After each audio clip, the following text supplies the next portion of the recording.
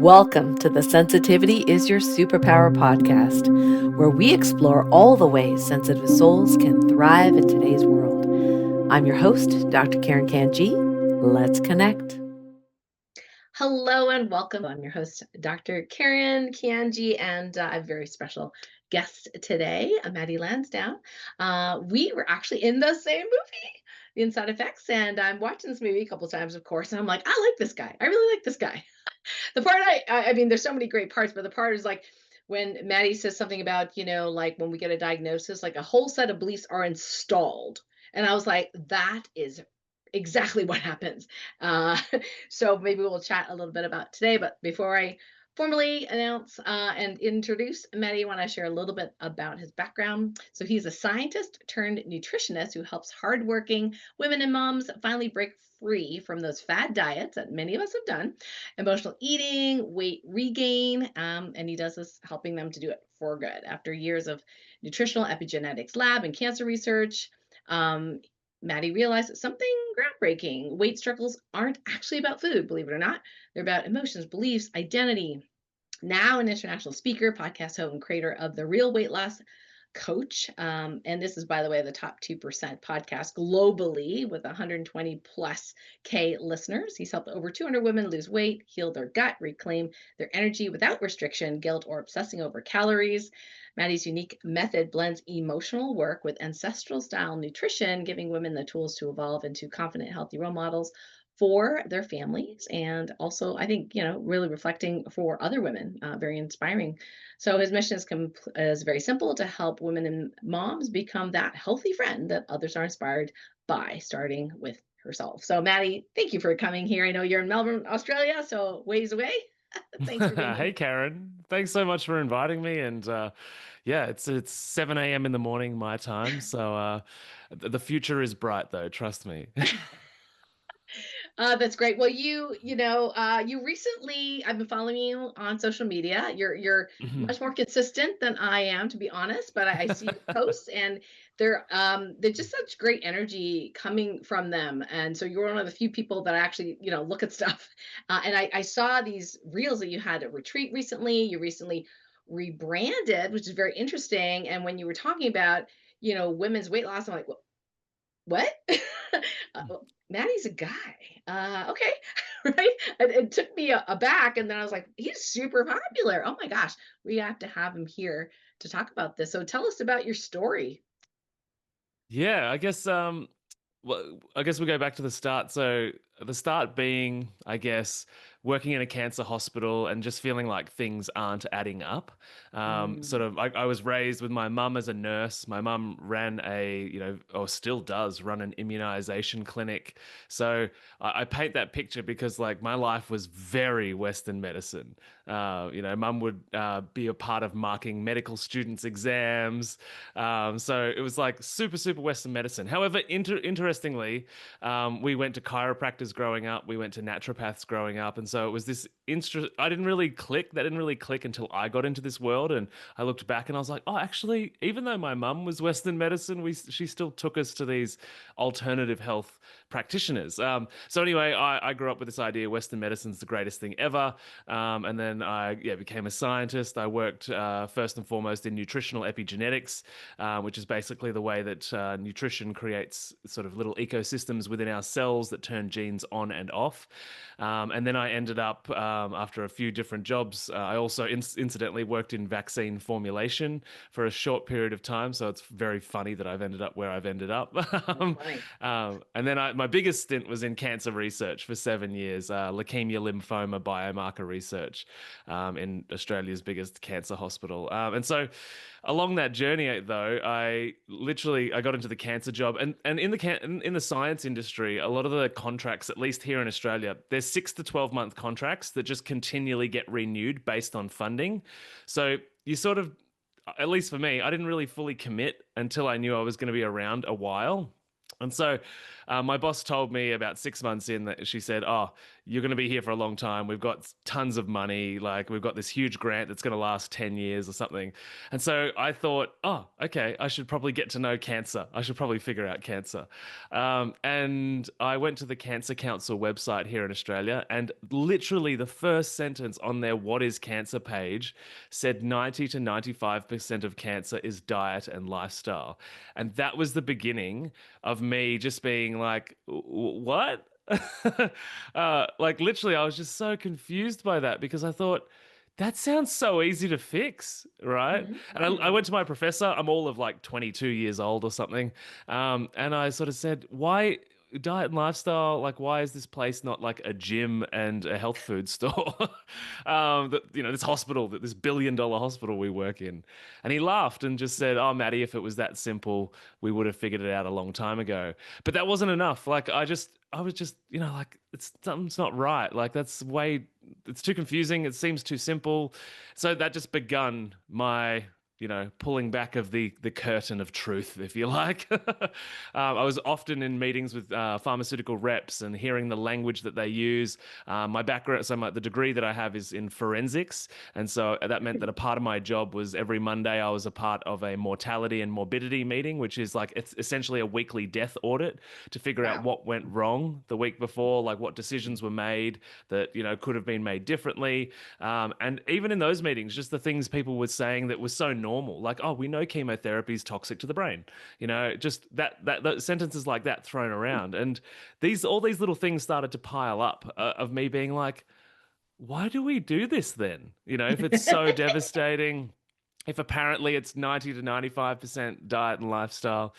And so I ended up living this double life. So I went and then got educated in TCM and Ayurveda and started connecting with these doctors that had left the industry or had been literally banished from the US or from European countries because of their extreme alternative views. And I learned about the Rockefeller family and the Rothschilds and down the rabbit hole of, the disease profit model that Western nations thrive on. Like a good percentage of the economy is run on that model. And I'm aware that for some people this might be confronting information, but as it was for me. And I got so fired up, I started a podcast in full activism mode called How to Not Get Sick and Die. Um, Right. yeah, which was the original name of the podcast. And across the first 2 years, we got to 100,000 subscribers. There was no strategy other than put an episode out every Wednesday. Like, I wasn't really doing anything on Instagram or YouTube or anything. And it just organically just got to 100,000 subscribers. And that was before COVID. And then COVID happened, and I was being asked to do all of these wild things as a Mhm. scientist in a room full of medically educated professionals that understand how these things work.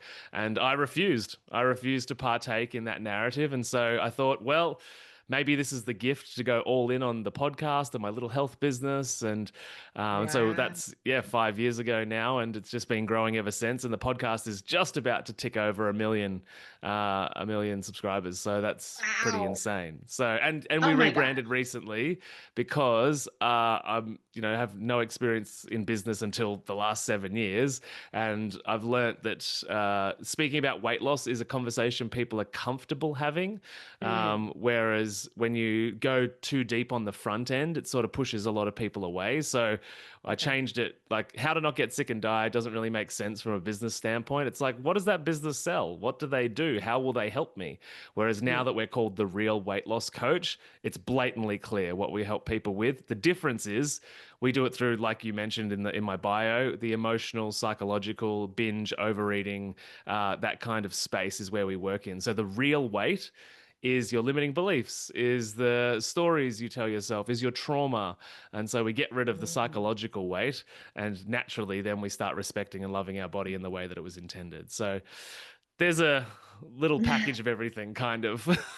Yeah, that's a beautiful story. And, even with the title of the podcast seemingly not as approachable or user friendly, you still got so many people on your Yeah. podcast, like the subscribers. That's like literally divinely made. And then now that you're no longer working a job, right?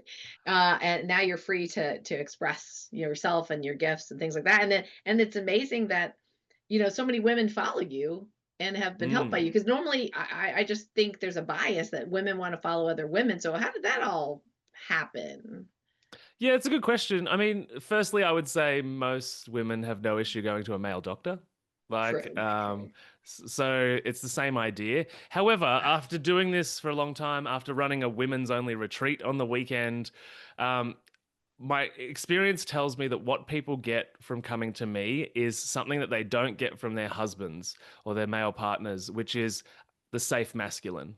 And so I think, depending on where anybody stands on the modern feminist narrative, the truth is there are a lot of people craving leadership, and their husbands or their men are not stepping up, are not able to lead confidently or create a container where they know the right language and the right psychological frameworks to navigate people through some of their struggles or challenges. And so I think that, yeah, Mhm. women often, and I work with some men, it's a smaller proportion, but I think the women that come and work with me are attracted to the safe masculine container Mhm. that they can be themselves in, be heard, be validated in a way that the men in their lives are not doing.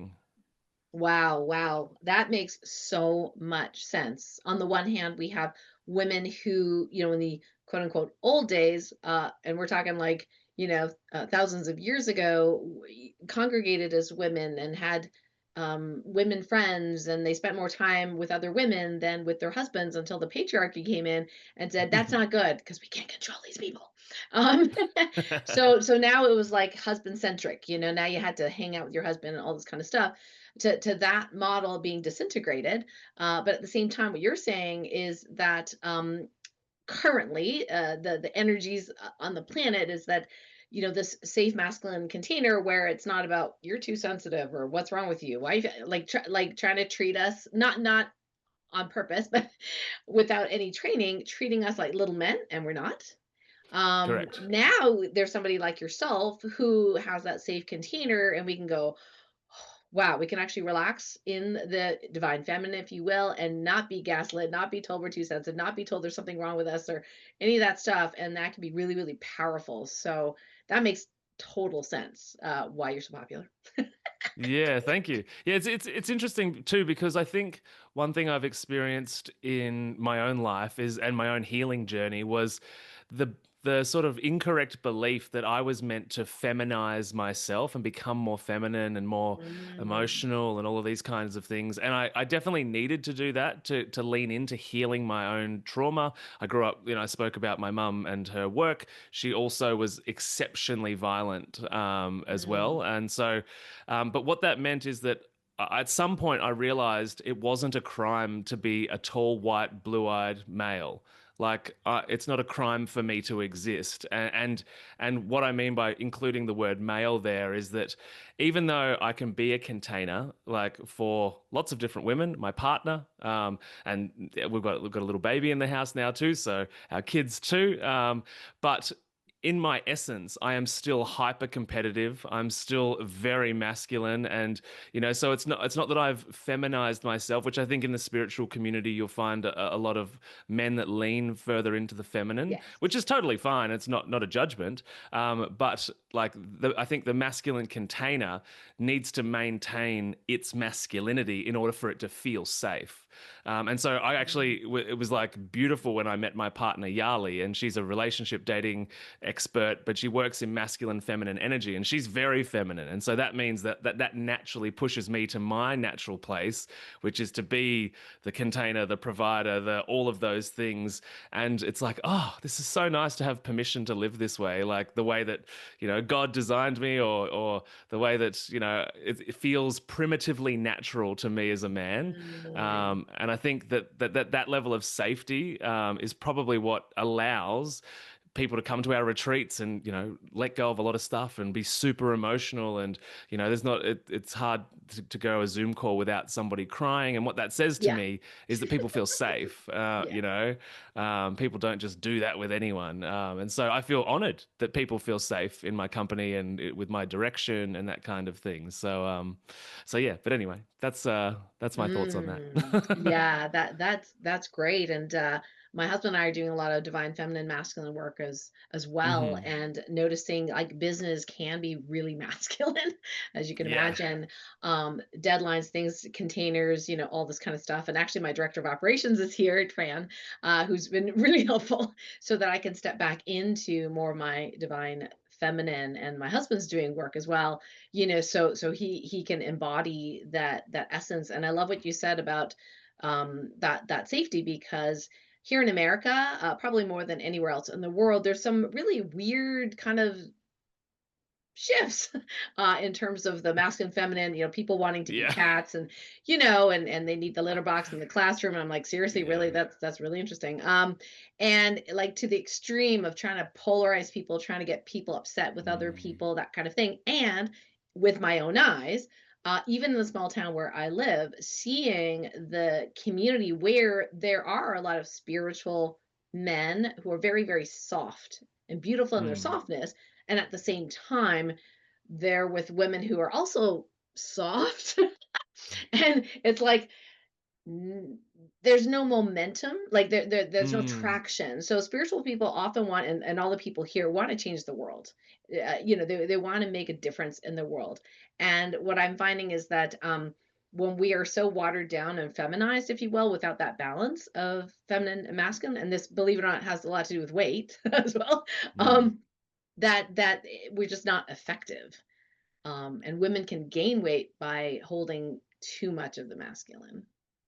Totally, and a lot of my clients are mothers, and and so is my partner now. And the reality is, mothering is masculine. It's organization, it's lists, it's Oh, leadership, because you've got to lead the kids, you've got to manage time. right. So it's very like, in a world where women definitely need to work, because like it takes two incomes, on Mm, average, takes two incomes to pay the mortgage. Like, women are in their masculine a lot because that is what is required to survive the modern world.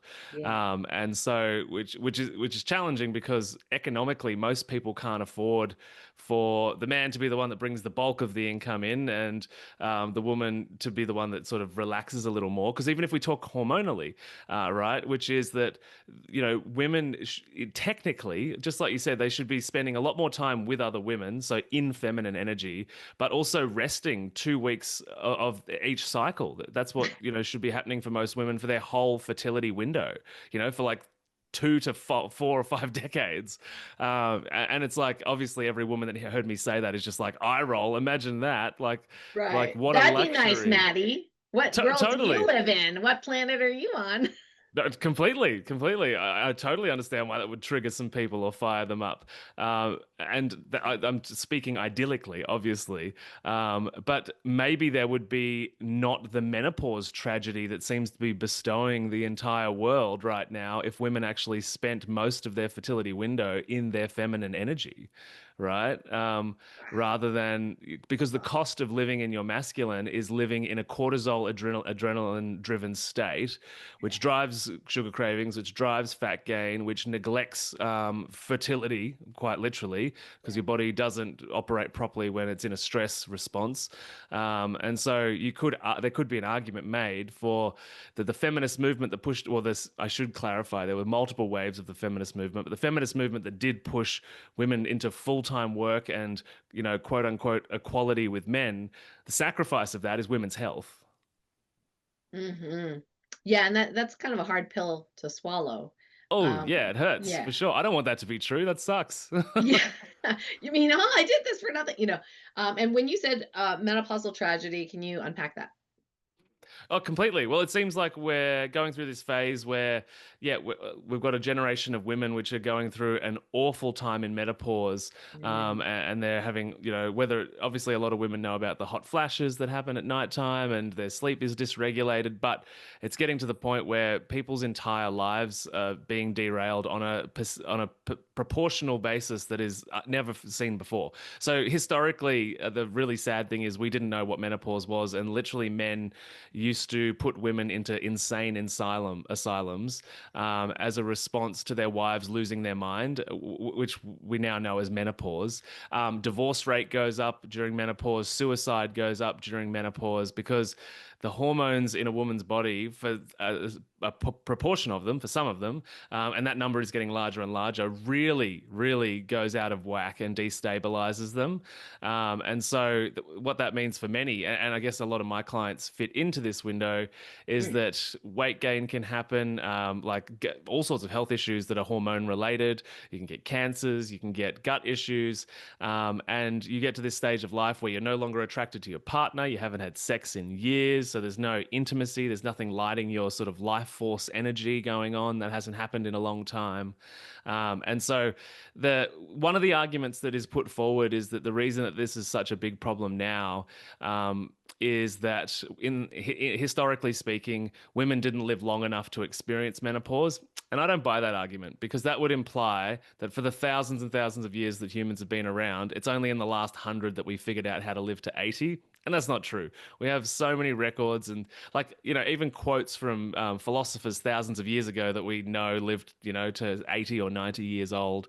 And so I don't buy that. I buy the modern, the narrative that feels most true to me currently is the stress that women live under from the day they're born.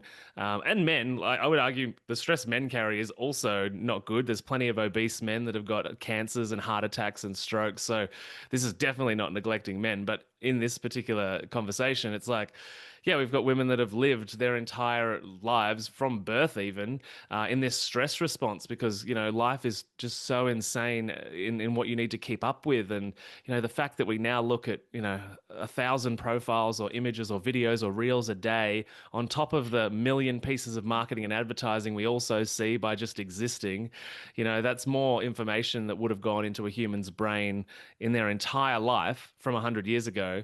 We do it now in one day. And all of it triggers, whether we know it or not, it triggers all of these unconscious responses and reactions and emotional, especially if you engage, you get emotional about something. And it's not right every 30 seconds to go from crying at cats or a baby video to then being angry about a political issue to then being hungry because the next video is this amazing meal. Like, that cycling of emotions is totally derailing and destabilizing. And so I think stress is the number one issue that's driving these menopausal challenges, and these health issues for a lot of people, not just menopause, but in lots of different categories, because we're just not meant to absorb this much energy on every level, Mm. spiritual to physical, and do nothing with it. Because most people don't ground, most people don't put good food in, they don't have a way of extracting this vast amount of energy out of their body. Ooh, that's very interesting that you say that, because most of, if not all of the folks in my community are highly sensitive souls. So Hmm. mostly women, probably 95% women, 5% men. And our challenge has been that we feel so deeply. Now, that's a very feminine thing, but we Hmm. feel so deeply, we can actually feel other people's emotions, sometimes their symptoms, their issues. Like sometimes some of us will be channeling Mother Earth stuff, and what I noticed, and maybe you can comment on this based on your experience, is that when I started to doing a lot of energy healing in 2015, I launched on a telesummit. It was incredibly, like, I went from like being poor, could hardly pay my bills, to like, oh, okay, I am working a lot, and there's a lot of people who want this energy healing, right? So it was very successful. Um, but I gained so much weight, and Mm. when I tuned, I asked God, because I was, um, I felt like the Michelin Man. If you, I don't know if you know the Michelin Man from the, yeah, Yes. yeah. So I was like, Having a baby, everyone's got Michelin Man little babies. Yeah. so I was literally like almost gonna tear, like the Hulk, like, or the Mm. She-Hulk, tear my clothes. I mean, it was, first it started in the belly, and I'm like, okay, yeah, maybe it's stress, that kind of stuff. But then it started going to my legs and my hips and my boobs, and I was like, wow, I've never had big boobs in my life. Oh my God, this is kind of crazy, shoulders, and I was like, wow. So it was, I mean, I have this beautiful siblings day picture of my sister, my brother, and I, and I'm the smallest, the shortest. Well, not in that picture. I mean, I look, right? And I was like, okay, this has got to be spiritual, because I'm like, yes, I'm busy, but I'm not worrying about money any longer. Like I was, had some success going. And so I finally tuned into source, and I said, okay, what is it made of? I thought I'm a medical doctor background, so I'm like, get physical. What's it made of? Long story short, water.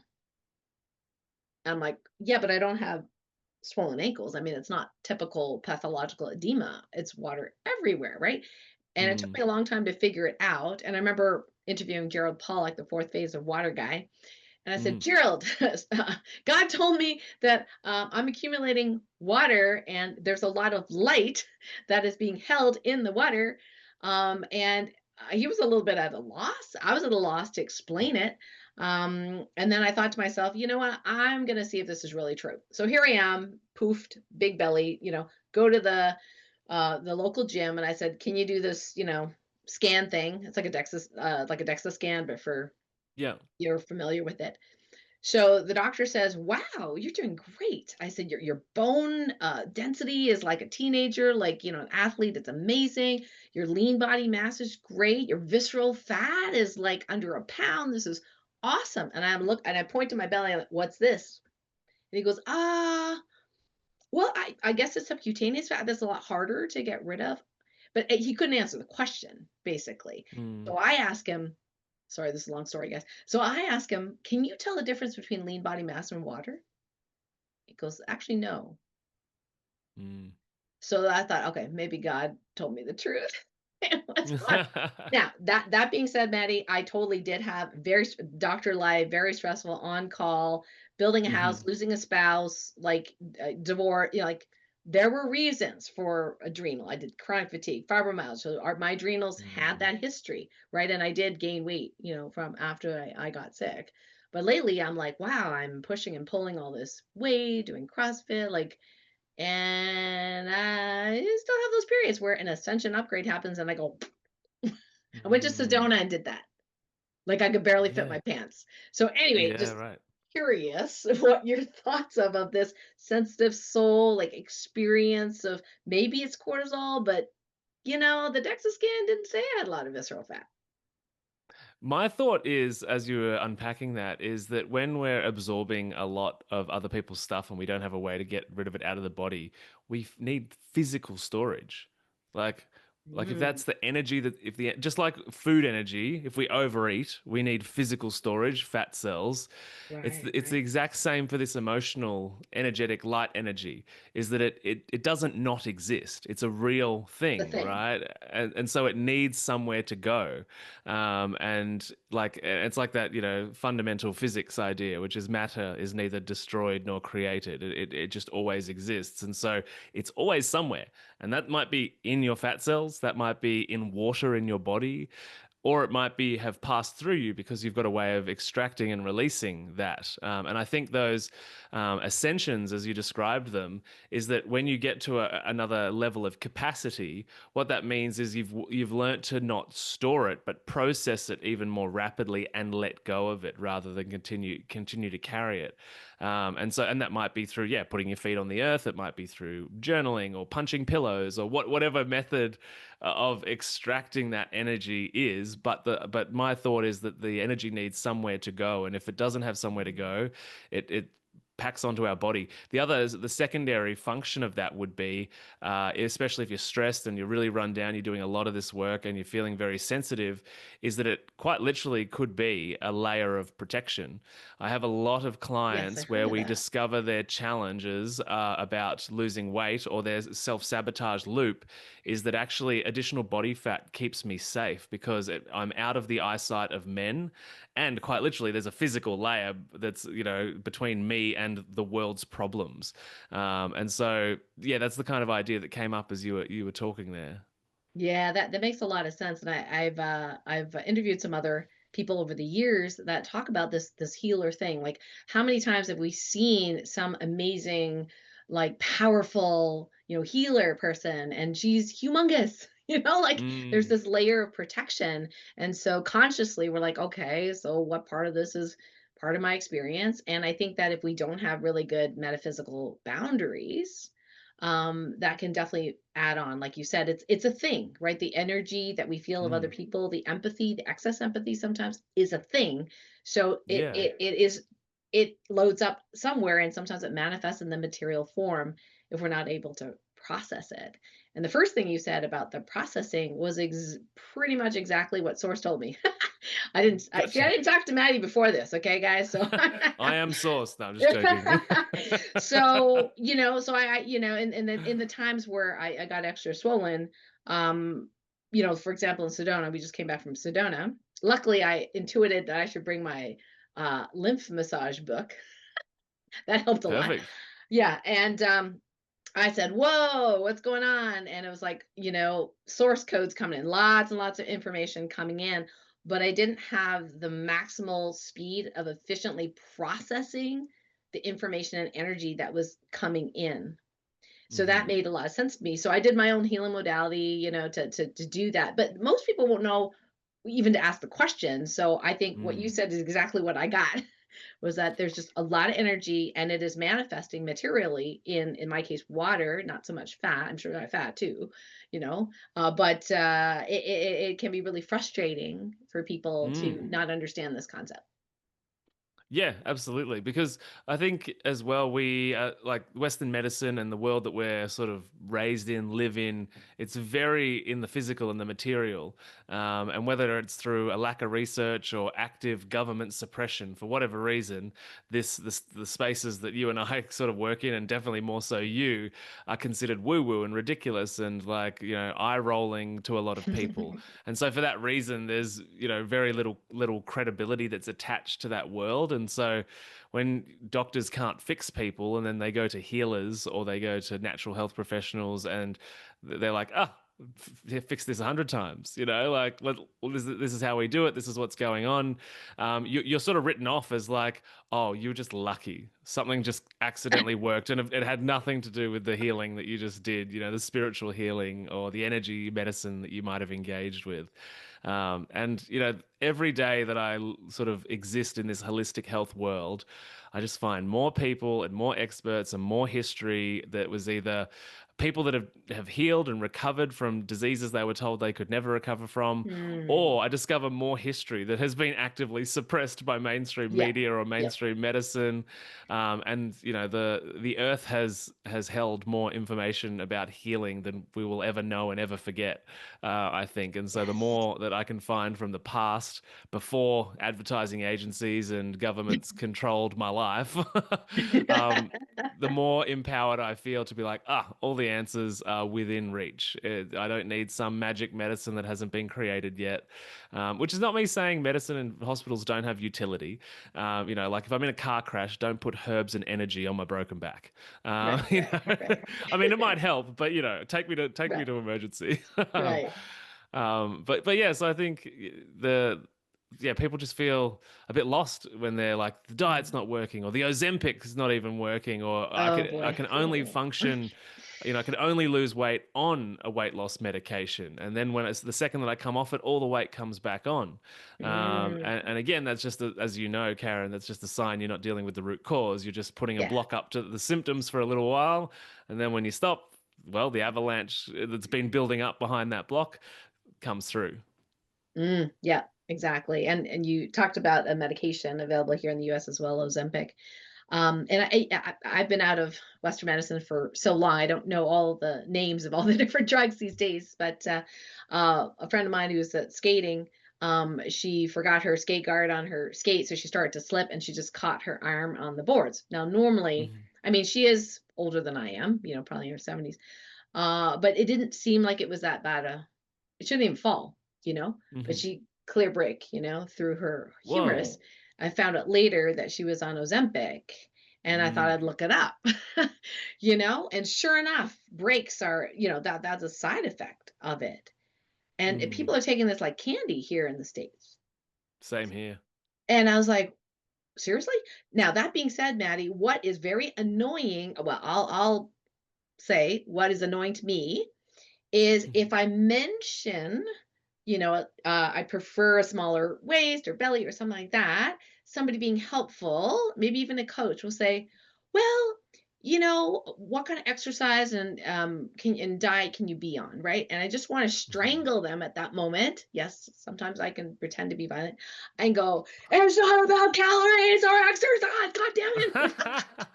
Oh my goodness. So and I know for myself personally, there's, working on that divine feminine. It is not easy because I've been in my divine masculine over giving for so long, that Mm. mask. So it is a process to shift and change. I realize that. But Maddie, you probably get it all the time. Oh, I've tried this diet, that diet, that diet. This counselor said I should do this. And then, oh, I worked on my childhood trauma, but like they said I should cut calories. Like, does that drive other people crazy, or is it just me? 100% it drives me crazy. And that's not also to say that I'm perfect at it, any of it as well, because I had my own sort of history of sort of emotional binge overeating as a way to deal with hard, heavy emotions. And, I was always the happy, fun guy, pretending everything was fine all of the time. Mhm. And when, heavy things happened or I felt anything, I would just eat myself into a sugar coma, essentially.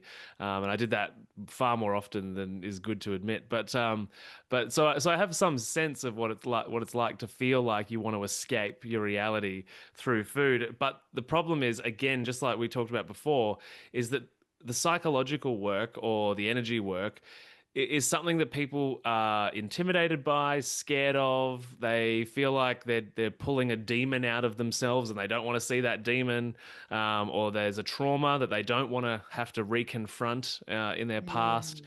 And so it's really easy when you're just a little bit tired or a little bit stressed or a little bit annoyed to be like, oh, I don't want to do any of that.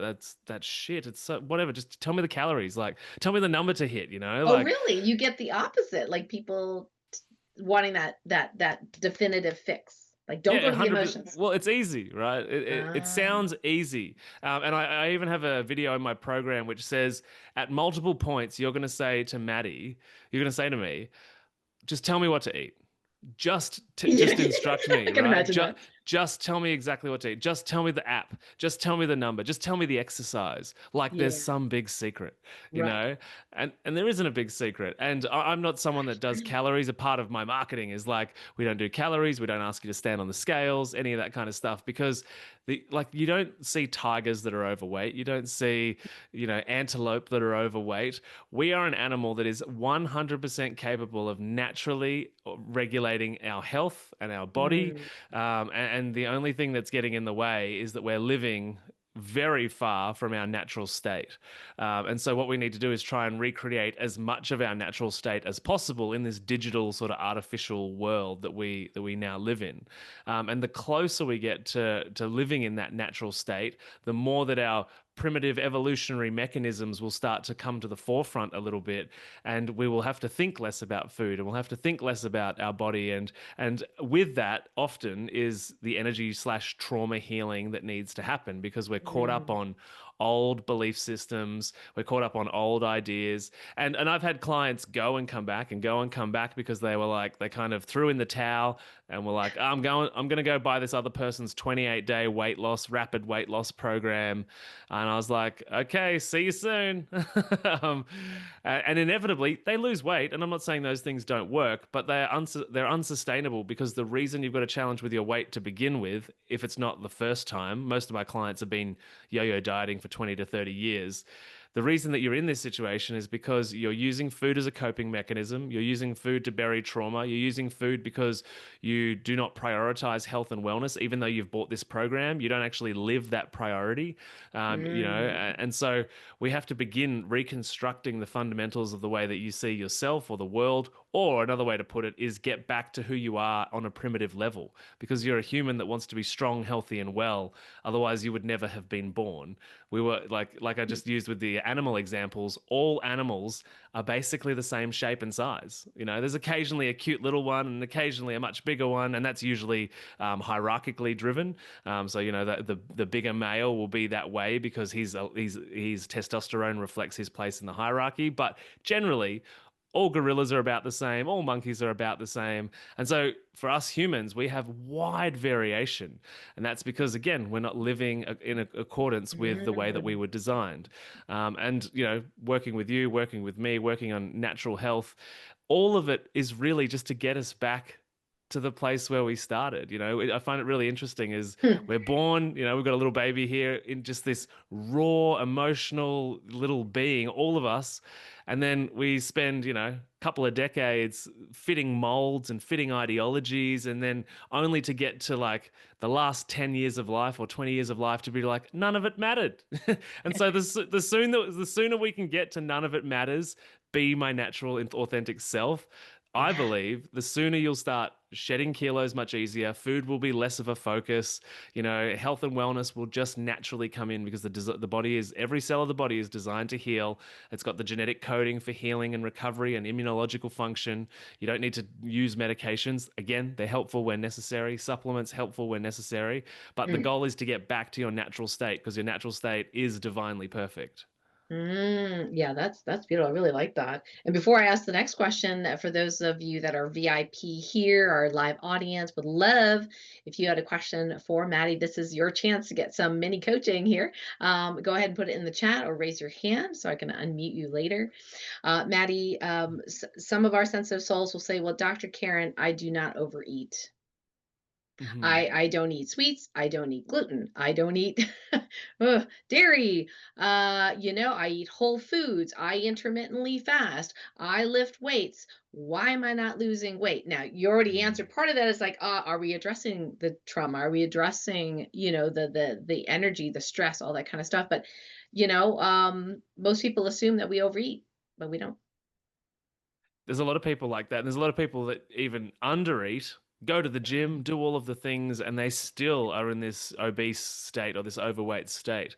And interestingly, I think, again, that comes back to stress because if you're putting too much stress on your body by undernourishing it, Mm, then you're going to produce a survival response by your fat cells, which is essentially that we're going to lock this down as much as we can because we don't know when the next, sufficient meal is coming. But even people that are eating a healthy amount, then it begins. It's like if the food's good, then we've got to look at the other variables, like what's hormonal health like? What's your day to day like? What's your relationship like? Do you feel mm, safe? Do you feel supported? Do you feel, for women, do you feel like that you are appropriately contained? And what I mean by that is not that you're crazy and you need to be contained, is that like your man is the container you need him to be.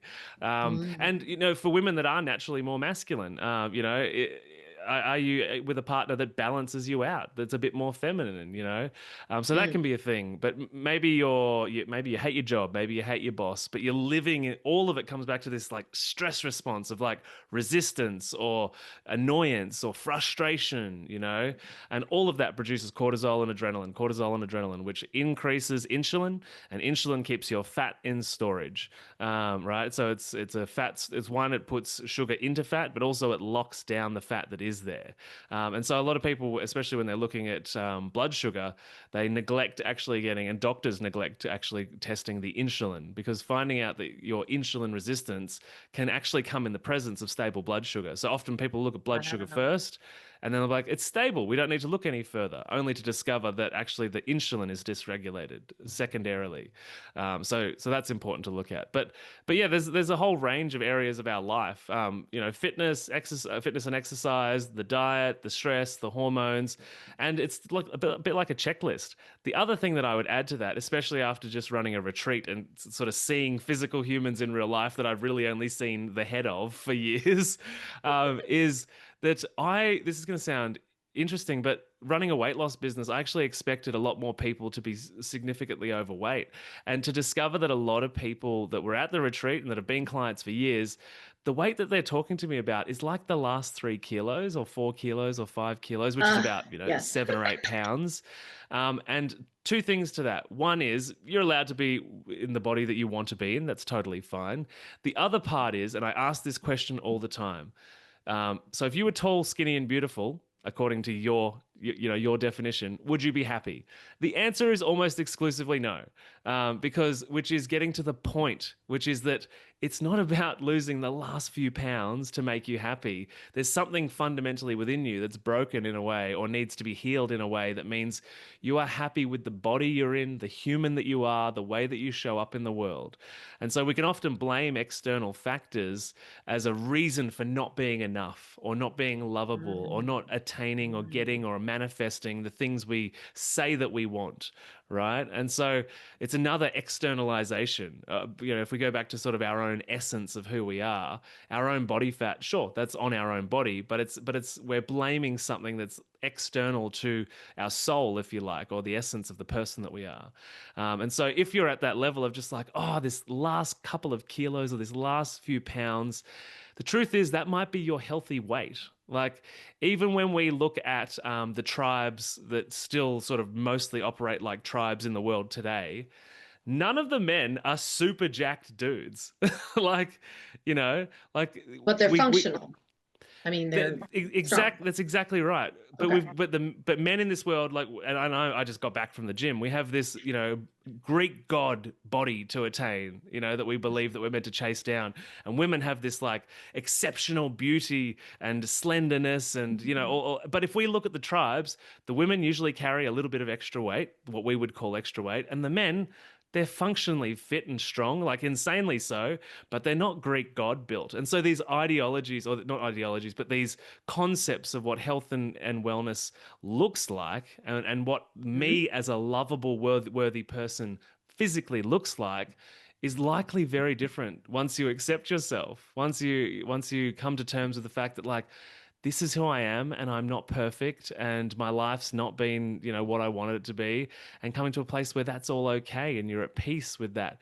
And then suddenly, your body, again, because doing that means we get closer back to our natural state, like I mentioned before, of being just, in essence, cheetahs and tigers aren't walking around being like, I'm unlovable, that they just are who they are. And so we want to get back to that place where we just are who we are. We're just a natural, authentic expression of ourselves. Because once we stop beating ourselves up and blaming ourselves for not being enough, then we'll stop punishing our physical body for existing, and actually start loving and nourishing and nurturing it, which means, one, it'll get healthier, and two, whatever healthier looks like for you, which isn't this magical Disney princess version, it's just who you are, will be totally fine, and you'll be happy about that. You'll just be like, this is me in all of what I am, rather than like, I hate this bit and I hate this bit and I hate this bit, and no matter which program I do, I can't get rid of this bit. Yeah. Wow. That's really powerful. And there's this whole societal thing of even this is funny, but when I has a couple years ago was asking Wonder AI, I was trying to make a mermaid out of myself. Long story. But anyway, so it was really kind of creepy. But I said the word beautiful, and all of a sudden this mermaid had humongous boobs, tiny little waist, and I was like, okay, that's a version of beautiful. So I'm like, small busted or small chest. Oh, you can't use that. That's against guidelines. I was like, oh my God. And so there is, I'm going to be honest, there's a part of me that goes, wow, I wish I loved my body when in 2005, before I got fibromyalgia, because I'm looking back at my picture. I'm like, I'm hot, but I wasn't happy then. I was miserable. I hear You that know, so often. you So know? often, yeah, people say, I look back at 30-year-old photo and I'm like, I was hot, I was fit, strong, but I hated myself then. And I'm 55 now, and I still hate myself. So it's like, this just highlights that it's not the body, it's the story. And this thing about the tribes, um, in yeah, I'm doing some goddess, training research, and these goddess icons are made of stone that they found they're super, super old. They're all big. I mean, what we would consider big in North America, like big boobs, big belly, big hips. And I'm like, that's what they worshipped? Really? I would fit right in. And so what, we have this concept of, oh, if once we were that 25-year-old slim 110, in my case, figure skater body, well, what's wrong that I can't go back to that? Like what you're saying is your authentic, beautiful self may or may not Yes. be that particular look. And maybe I don't need to aspire to that just for the sake of saying I can do it.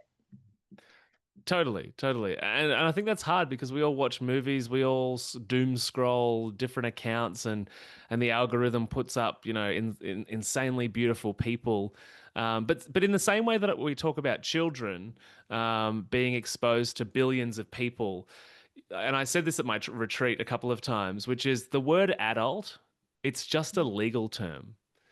Like True. none, it literally is just a term that defines what goes on in a courtroom. Oh my And so God. we're all just big children still being influenced by who we see on social media, and we're getting all this input, and often we talk about kids being like, now they're influenced by a billion Instagram accounts, whereas once upon a time it was like the 20 kids in their tribe, or the 100 kids at their Right. school. And it's exactly the same for adults. It's Yeah. no different. We're just big kids, we just Mm, meant to have it all sorted out, but we mm. don't, because I still, I often use app blockers a lot, but every now and then I get stuck in the scroll, and I start realizing, like, oh my God, my business sucks and my podcast sucks and everything I do is just not good enough. Not good And enough. there's still a place for, the pursuit of greatness. That's totally Sure. fine. Yeah. And wanting to be better. And I'm not gaslighting anyone to say that your problems don't exist. It's all in your head. They totally might exist.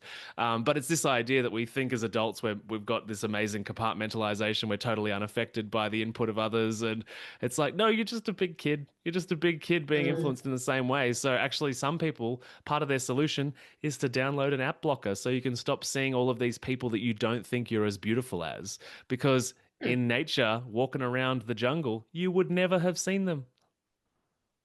Wow.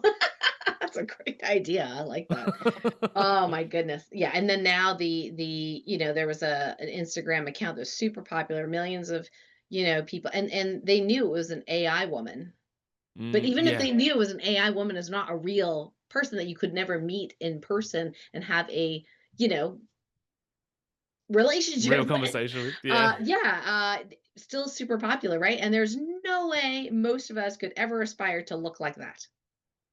Totally. Well, that's why I Not even referenced close. Disney, right? Is that the Disney effect means that we grow up with these expectations of women and men and the way people look, and they're Mm. cartoons. They're cartoons, you know? I want to be a Um, cartoon.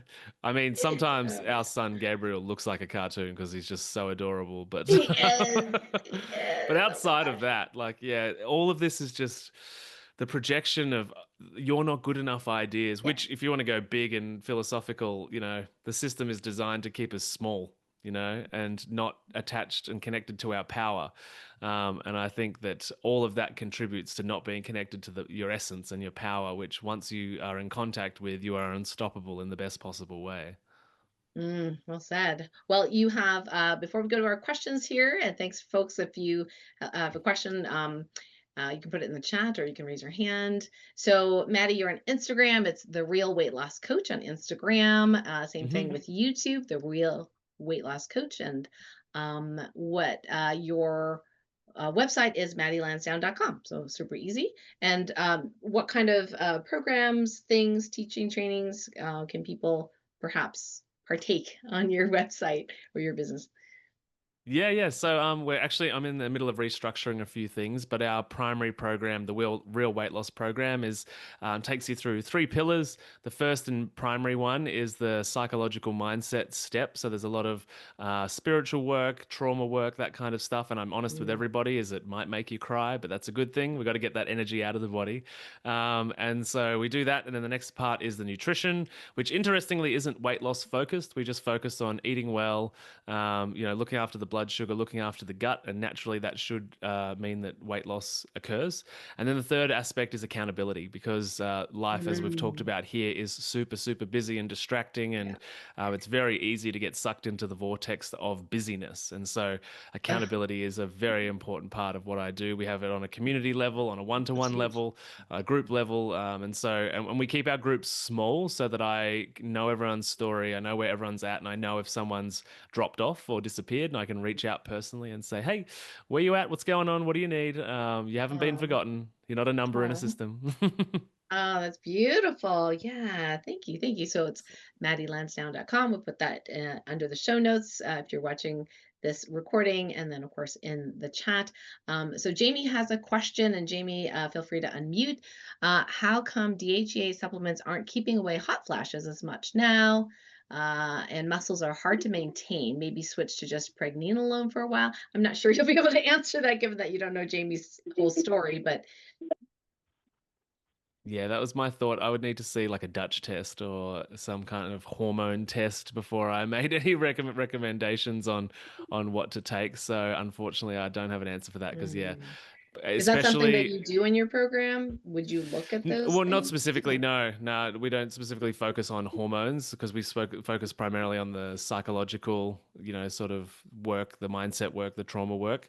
Okay. But having said that, I would be able to point you in lots of different directions. I've got fantastic colleagues that specialize in hormones, specifically in testing and supplementing and HRT and bioidenticals and that kind of thing. So yes. Okay, cool. Jamie, how's that feel? That's great. I intuitively went to DHEA to increase my testosterone because I noticed that it was just my personal research said that, and I was doing all my healing modalities, and it's just like when I first started the Topocan stuff, like really deep in it, I was like super fluffy. Yeah, I was Michelin lady too. So it was like it's been a process. So it's like a couple years, and the DHEA helped me get lean, helped me get my brain back together. That was the main thing, was the brain fog and Mm, not my stuff coming in. So it was like interesting. I was trying to fast, but then I would wake up in the middle of the night and somebody else was like making me eat all the sugar, And so after a bunch of tummy aches, I was like, okay, no M&Ms in the bed. Yeah, Write a letter to the I was M&M gonna. people. Yeah, I want to help. I want to help, through my story and other ladies, get out of that thing because I'm, I'm a disciplined martial artist, but I would like all of a sudden have these flares of anger. And I was Mm, like, why do I want to punch something when I'm feeling scared at the same time. So I'm closing portals and da, da, da, da, da, and then I'm like, I still feel funky. So the fact that you can bring that back around for ladies to be in that beautiful kind of paradise state is wonderful. Thank you so much, Maddie. No mm, worries. I was gonna say, like, firstly, when the anger comes up, find a pillow to punch. Yeah, like you want to get that energy out of the body, right? You want to process it. There's nothing wrong with that anger. But the other thing that I was going to mention in regards to fasting is sometimes that's not a good idea, especially for women going through menopause, because it's an added stress on the body. Because if you think about the idea of fasting, is that we're trying to mimic like a state out in the wild where we don't have access to food, and we're naturally wired to send out survival responses from our brain to say hunt, eat, like it's a stress. The body goes into a stress response because you want that adrenaline and cortisol to pick up a spear and go and hunt the next meal. So it's a normal response that we respond with stress. But if we're also in a place, because hormone cortisol are hormones, right? They're stress hormones, and so if we're in a place hormonally in our life where all hormones are sort of out of whack, adding to that pile of added cortisol and added adrenaline is sometimes not a good idea. And so for many of the women that I work with, we actually sort of get them off these intermittent fasting schedules because they're just adding stress to the body. And keep in mind, intermittent fasting is just the cycle between eating and not eating. Actually, every human on the planet intermittent fasts every day. And so it doesn't need to be 16/8 to be like, oh, now I'm intermittent fasting. You could just focus on, having really good, wholesome meals and having a bit more space or no snacks in between breakfast and lunch, so that the blood sugar has time to regulate and your fat might get a little bit of burning opportunity there. But sometimes, and this isn't prescriptive, but just worth mentioning for people that are dabbling in intermittent fasting or even water fasting, is that sometimes the fasting can just add stress to the system in a way that means that weight loss doesn't happen or it mm. dysregulates hormones even further. Oh, okay. That's helpful. Okay, Yeah. cool. Thanks. Well, Jamie, we're going to move on to the next question, but thank you so much for sharing yours. Yeah. Elizabeth is actually still here, I believe. She said she's had reflux 24/7 for quite a while. She ended up having Mm. surgery, was one of the only options that she could try at the time because it was just so open there. Um, I'm assuming the lower esophageal sphincter was really open. And then she had gallbladder removed and then gastric bypass. So she did lose weight, resolved the reflux, but the belly feels still very swollen, like she's, 5, 6 months pregnant. She had a hysterectomy in 2013. I definitely have things to say about that because as a former acupuncturist, we know that cuts through at least 5 meridians, right? So the energy is not, ideal. And then she says she's gained weight then too, but blood tests always show perfect. So any thoughts about helping Elizabeth? Yeah, I could definitely have a few thoughts. I guess the first thing I want to say is basically like even when our blood tests show perfect, you're the person who experiences being in your body, right? You're the most literate person in your body. The second thing is off the back of what Karen said is that when we remove parts of the body, they're fundamental parts of the system which previously were all operated together. And so what that might mean is that in situations where we have to remove things, is that we need to find a way to eat, live practices that are able to sort of make that body cohesive again without that part. For instance, the gallbladder releases a molecule that is helpful in accessing fat cells and breaking down cell walls for fat cells, right? And so when we remove some of those parts, there's functions that we're now missing that were once naturally a part of our body. And so obviously we can't go back and put all the parts back in. So what we have to do is, whether it's acupuncture, whether it's working with a Chinese medical doctor, Ayurvedic, naturopathy, energy healing, whatever it is, and it might be a little bit of all of those things, but the difference might be, and I say this because I have this conversation a lot, which is that sometimes if we've had a life which isn't reflective of what we'd like it to be or what others do, we have to now live a way that is different to others. And so you might need to have 2 or 3 things in your daily routine that do take up time and don't feel important when you're doing them, but doing them regularly means that your body is able to stabilize and find what it needs. For many people that might be going to the gym or going for a daily walk or making sure they get their bare feet on the earth, and it might be all of those things that you need. But I would say that in order to complete that system again, which is now missing parts, we need to introduce practices, supplements, foods, whatever it is. We've got to figure that out. And they have to be there as part of your daily routine so that your body can operate as its whole self again and connect. You think about it like, you've blown up a bridge and it's like these two sides still want to get across the bridge. So we need to figure out what is it that's going to rebuild that bridge in a way that means that your body operates as one whole thing again. Yeah, that makes a lot of sense. And at least, and energy healing wise, we often would ask about, how happy and balanced are those particular meridians that have been cut, and then we know that there's an etheric gallbladder, even if the physical gallbladder is removed. And usually there's imbalances in the energy body long before there are physical issues, right? So you talk Yeah. about getting to the root, and that could be part of getting to the root. And it could be related to childhood trauma. Like you never know. Like anything can cause anything, those imbalances. Yeah. So I love this holistic idea that you just shared about like reconnecting with ourselves and then having that daily practice to really support our bodies, especially if we have things cut out. And, it's not just about, sometimes we see ourselves as a machine and we're not, where we're like, well, we fixed that Yeah. part. So why is it not working? That daily commitment. Like I'm doing my belly massage for 30 days. That's my commitment. And you haven't missed a day so far.